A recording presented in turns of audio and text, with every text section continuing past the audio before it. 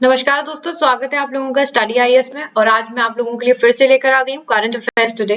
तो आज तारीख है आपकी 15 फरवरी 2021 और आज की जो मुख्य खबरें हैं हम उनसे शुरुआत करते हैं। तो पहली जो आपकी खबर है उसकी बात करेंगे।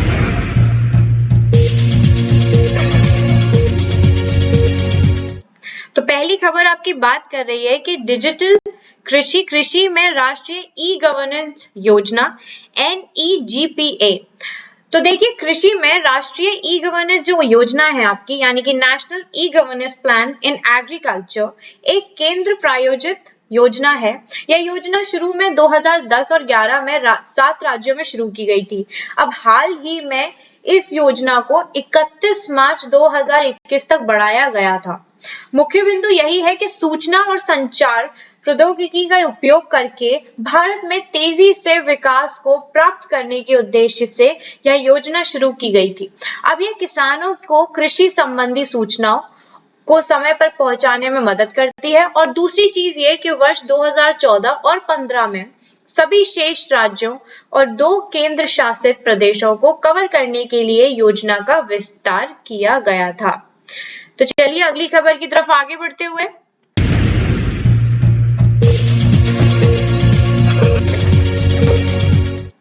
विशेष अधिकार हनन प्रस्ताव यानी कि ब्रीच ऑफ प्रिविलेज मोशन क्या होता है।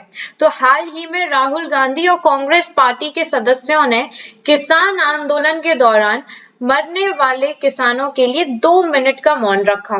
इसके बाद भाजपा सांसद संजय जायसवाल को पीपी चौधरी ने राहुल गांधी पर आरोप लगाया कि उन्होंने एक अस्वाभाविक व्यवहार दिखाया और उनके खिलाफ विशेष अधिकार हनन किया।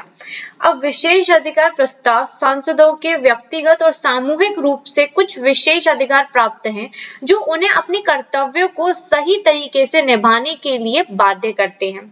अब यदि कोई भी सदस्य विशेष अधिकारों का ये अधिकारों की अवहेलना या दुरुपयोग करता है तो इसे विशेष अधिकार प्रस्ताव का उल्लंघन कहा जाता है। तो ये जो प्रस्ताव लोकसभा और राज्यसभा के सदस्यों के लिए ये लागू किया गया है।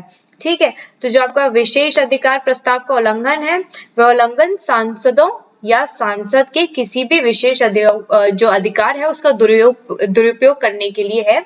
और संसदीय कानूनों के तहत विशेष अधिकार हनन प्रस्ताव दंडनीय भी है, इसमें आपको पनिश भी किया जाता है। तो लोकसभा में इस प्रस्ताव का उल्लंघन अध्यक्ष द्वारा देखा जाता है और राज्यसभा में अध्यक्ष द्वारा इस पर ध्यान भी दिया जाता है। तो चलिए अगली खबर की तरफ आगे बढ़ते हुए,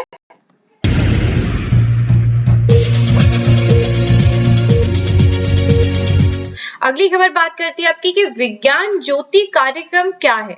तो विज्ञान ज्योति कार्यक्रम का दूसरा चरण 11 फरवरी 2021 को शुरू किया गया था और यह कार्यक्रम विज्ञान में महिलाओं को और लड़कियों को अंतर्राष्ट्रीय दिवस के अवसर पर शुरू किया गया, ताकि विज्ञान ज्योति कार्यक्रम लड़कियों को विज्ञान में रुचि लेने के लिए प्रोत्साहित करने के लिए शुरू किया गया है। मतलब जिसमें लड़कियां विज्ञान की तरफ थोड़ी और रुचि रखेंगी, इसीलिए इस कार्यक्रम को आयोजित किया गया है। और जैसे कि यह उन्हें स्टेम यानी कि साइंस, टेक्नोलॉजी, इंजीनियरिंग और मैथमेटिक्स में करियर बनाने के लिए भी प्रोत्साहित करेगा। और यह कार्यक्रम देश के करीब 50 और जिलों में भी लागू किया जाएगा। तो यह 1 साल की शिक्षाओं में सुधार करेगा और महिलाओं को सशक्त बनाने के लिए देश में अधिक जिलों में विस्तारित किया जाएगा। तो इस कार्यक्रम की शुरुआत इसीलिए की गई क्योंकि विज्ञान में मतलब विज्ञान के जो क्षेत्र है उसमें महिलाओं का प्रतिनिधित्व काफी कम है, उसको बढ़ाने के लिए। ठीक है, चलिए अगली खबर की तरफ आगे बढ़ते हैं।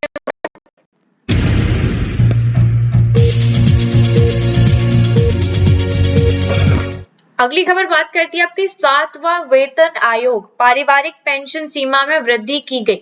तो कार्मिक लोक शिकायत और पेंशन राज्य मंत्री डॉक्टर जितेंद्र सिंह ने 12 फरवरी 2021 को कहा कि पारिवारिक पेंशन के लिए ऊपरी सीमा को 45,000 रुपए से बढ़ाकर 1,25,000 रुपए प्रति माह कर दिया गया है। तो यह निर्णय मृतक कर्मचारियों के परिवार के सदस्यों के जीवन को बेहतर बनाने के लिए किया गया है और यह परिवारों के सदस्यों को पर्याप्त वित्तीय सुरक्षा प्रदान करने में मदद करेगा। तो पेंशन और पेंशनर्स कल्याण विभाग ने भी ये स्वीकार किया है कि जो राशि को स्पष्ट किया जब बच्चा माता पिता की मृत्यु के बाद 2 पारिवारिक पेंशन के लिए पात्र होता है। तो इस अधिसूचना में कहा गया है कि दोनों पारिवारिक पेंशन की राशि प्रति माह 1,25,000 रुपए तक सीमित होगी। यह पहले की जो सीमा से 2.5 गुना अधिक है और केंद्रीय सिविल सेवा नियम 1972 के तहत नियम 54 के उप नियम में कहा गया कि यदि पत्नी और पति दोनों सरकारी कर्मचारी हैं और उस नियम के प्रावधानों से संचालित होते हैं, उनकी मृत्यु पर जीवित बच्चा 2 पारिवारिक पेंशन के लिए पात्र होगा। चलिए अगली खबर की तरफ आगे बढ़ते हुए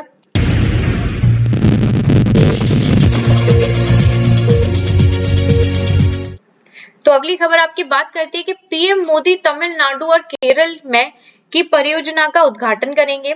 तो प्रधानमंत्री श्री नरेंद्र मोदी 14 फरवरी 2021 को तमिलनाडु और केरल का दौरा करेंगे। अब यह दोनों राज्यों में कई महत्वपूर्ण परियोजनाओं का उद्घाटन और शिलान्यास करेंगे। तो प्रधानमंत्री दोनों राज्यों में निम्नलिखित परियोजना का शिलान्यास और उद्घाटन करेंगे, जैसे कि तमिलनाडु में 9 किलोमीटर लंबे चेन्नई मेट्रो रेल चरण 1 एक्सटेंशन का उद्घाटन किया जाएगा। इसे करीब 3,770 करोड़ रुपए की जो लागत से पूरा किया गया है और यह नॉर्थ चेन्नई को एयरपोर्ट और सेंट्रल रेलवे स्टेशन से जोड़ेगा। अगली चीज है कि चेन्नई बीच को जो एटिपटू के बीच 1 किलोमीटर की जो चौथी रेलवे लाइन का उद्घाटन किया जाएगा और इस परियोजना की लागत जो है वो है आपकी करीब 269 करोड़ रुपए से अधिक।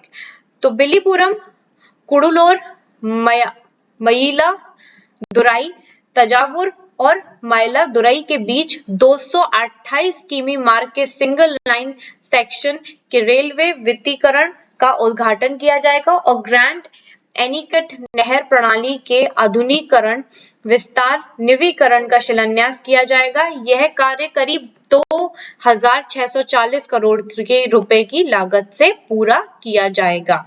ठीक है, अगला जो पॉइंट है वो है कि 1,000 करोड़ रुपए की अनुमानित लागत के साथ चेन्नई के पास थायूर में बनने वाला जो आईआईटी मद्रास के डिस्कवरी कैंपस है उसकी आधारशिला पर रखी जाएगी। तो यही थी वो इम्पोर्टेंट चीजें जो कि मोदी जी तमिलनाडु और केरल में जाके जिनका उद्घाटन करेंगे। तो यही थी आज के लिए आप लोगों के लिए खबरें। कल मैं आप लोगों के लिए और ऐसी नई खबरें लेकर आऊंगी। एंड गाइज, ये जो न्यूज़ेस है ना, ये आपके यूपीएससी और बाकी के जितने भी गवर्नमेंट एग्जाम्स है ना, उनके लिए बहुत इंपॉर्टेंट है। तो आप एक बारी यहाँ पे सुनने के बाद इनको खुद से चेक जरूर करिएगा। Okay, so this is important for your exam. So तब तक के लिए bye bye, take care and have a wonderful day ahead. We're gonna meet tomorrow with more new news. Bye.